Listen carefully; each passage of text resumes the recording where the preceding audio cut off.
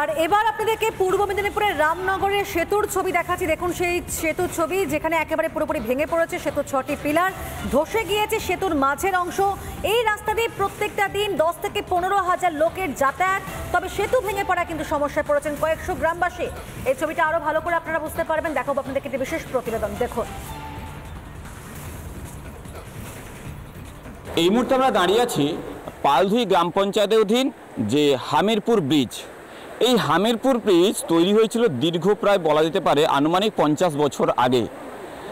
গতকাল ঠিক রাত 8টা নাগাদ কার্যত ভেঙে পড়ে এই ব্রিজটি। আমি সেই ব্রিজের ছবিটি দেখানোর চেষ্টা করি। তারপর একটা কিন্তু পিলার বসে গেছে, মাঝখানে যে ওয়াল কার্যত ভেঙে পড়েছে। এপারে গ্রামে মানুষ কিন্তু অপেক্ষা করছেন, তারা এপারে আসবেন, তারা দীর্ঘ অপেক্ষা করছেন, রাস্তার পাশে কিন্তু দাঁড়িয়ে আছেন, ব্রিজ পেরোতে পারছেন না।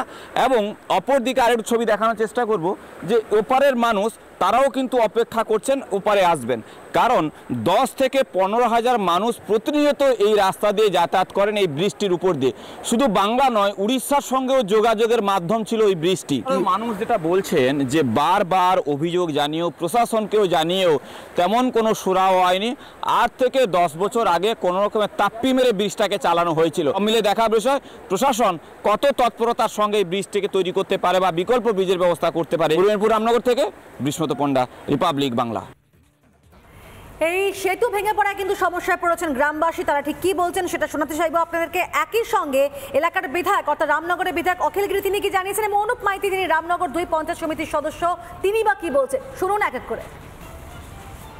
নদীর উপরে যে বাঁধটা দেওয়া হয়েছিল সে বাঁধটা তেমনই আছে, কেবল মাঝখানে খুলে দেওয়া হয়েছে জলের জন্য।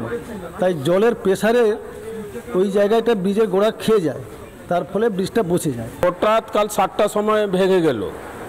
তারপরে পুরো এখানে সব এসেছিলেন, দেখে গিয়েছেন, এখন অবধি কিছু নেই, সব জায়গার লোক ফাঁসিয়ে আছে।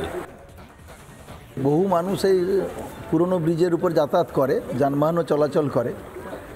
তো আমাদের নতুন ব্রিজ কাজ শুরু হয়েছে, যদিও কাজটা দ্রুত গতিতে হচ্ছে না, খুবই ধীর গতিতে হচ্ছে। অনেক দিন ধরে ব্রিজের কাজ শুরু হয়েছে, কিন্তু বর্তমান যে অবস্থা আছে সে অবস্থায় একটা অস্থায়ীভাবে কিছু একটা ব্যবস্থা করা দরকার।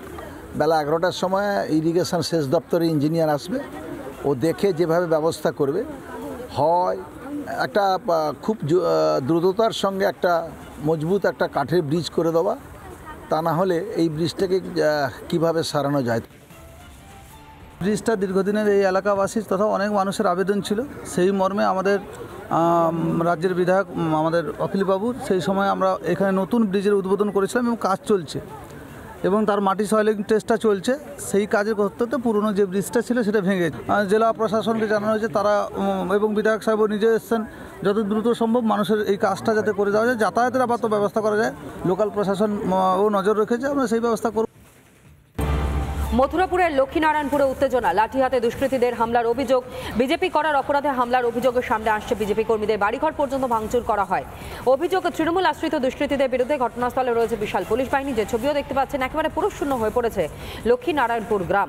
গোটা গ্রামে পুরুষ নেই বললেই চলে। অভিযোগ অস্বীকার অন্যদিকে শাসক দল তৃণমূল কংগ্রেসের, যাদের বিরুদ্ধে উঠেছে এই অভিযোগ।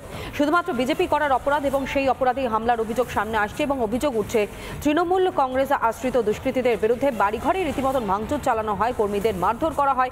ঘটনাস্থলে পরবর্তী সময় বিশাল সংখ্যক পুলিশ বাহিনী গিয়ে পরিস্থিতি নিয়ন্ত্রণে আনবার চেষ্টা করে। একবারে প্রথম সেই ছবি আপনাদের সামনে আমরা তুলে ধরছি, যদিও এই ভিডিও সত্যতা রিপাবলিক বাংলা যাচাই করেনি।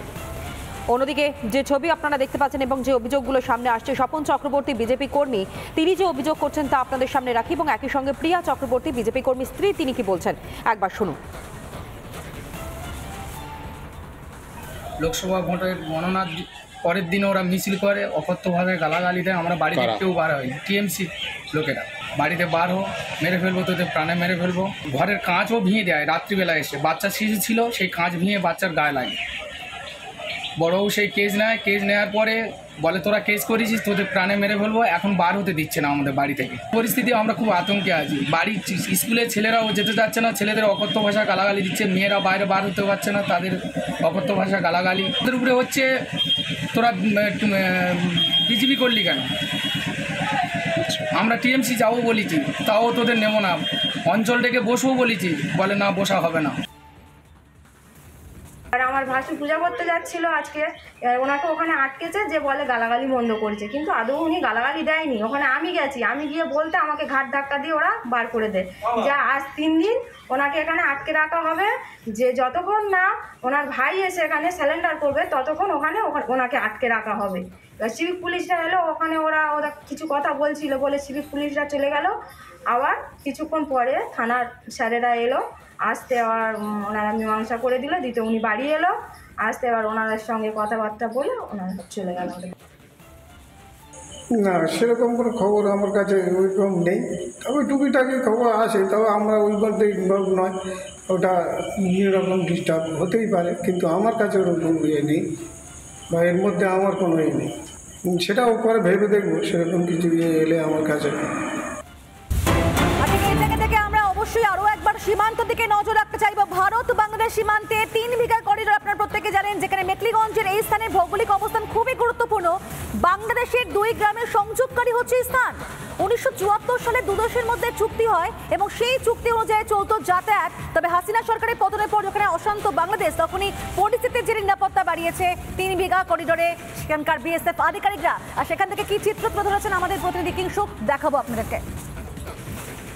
এই মুহূর্তে আমি রয়েছি কোচবিহারের 3 বিঘা করিডোর, যার নাম হয়তোবা সারা ভারতবর্ষ জানে।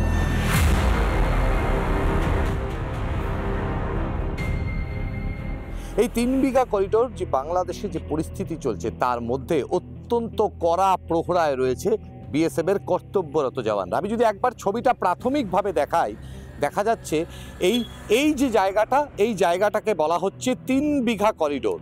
ঠিক এর বাদিকে আমি একটু দেখানোর চেষ্টা করব, এর বাদিকে রয়েছে দহগ্রাম, যা বাংলাদেশের মূল ভূখণ্ড। দহগ্রাম, এই যে দেখা যাচ্ছে যিনি বাইক আরোহী আসছেন তিনি বাংলাদেশ থেকে আসছেন, এই মূল ভূখণ্ড দিয়ে এসে ভারতবর্ষে প্রবেশ করলেন। দেখছেন যে এই যে বাইক আরোহী তারা কিন্তু তারা বাংলাদেশের এক গ্রাম থেকে আরেক গ্রামে যাচ্ছেন ভারতবর্ষের মধ্য দিয়ে। ঠিক সে জায়গায় দাঁড়িয়েই বিএসএফের কড়া প্রহরা রয়েছে। আমি যদি ছবিটা দেখাই একবার, আপনারা দেখতে পাচ্ছেন যে বিএসএফ জওয়ান যারা, তার মধ্যে মহিলা জওয়ানরাও রয়েছে, তারা কিন্তু অত্যন্ত কঠোর নিরাপত্তা রয়েছে। আমি যে কথা আগেও বলেছিলাম, সমস্ত পুরো যে এলাকা রয়েছে সেই ভারত বাংলাদেশ সীমান্তে জারি করা হয়েছে অপারেশন অ্যালার্ট, এবং সে কারণে বাড়ানো হয়েছে বিএসএফের নজরদারি। একদিকে যেমন নাইট ভিশন ড্রোন, একদিকে যেমন বোটের সংখ্যা বাড়ানো হয়েছে, পাশাপাশি বিএসএফ জওয়ানদের সংখ্যাও বাড়ানো হয়েছে। কারণ এই যে এই রাস্তাটা অত্যন্ত গুরুত্বপূর্ণ।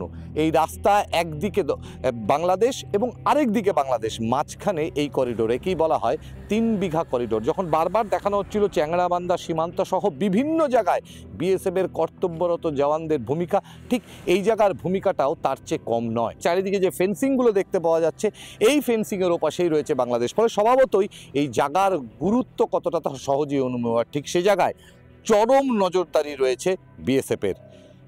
3 বিঘা থেকে কিংশুক দত্ত, রিপাবলিক বাংলা।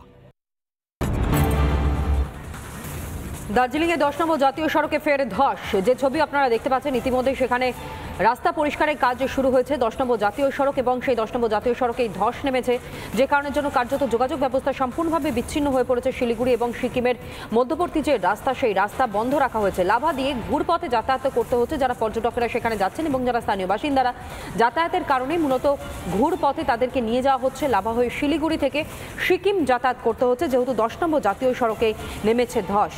সিকিম থেকে শিলিগুড়ি রুট এবং সেই রুট কার্যত বন্ধ, একেবারে ঘুর পথে পৌঁছতে হচ্ছে সিকিমে।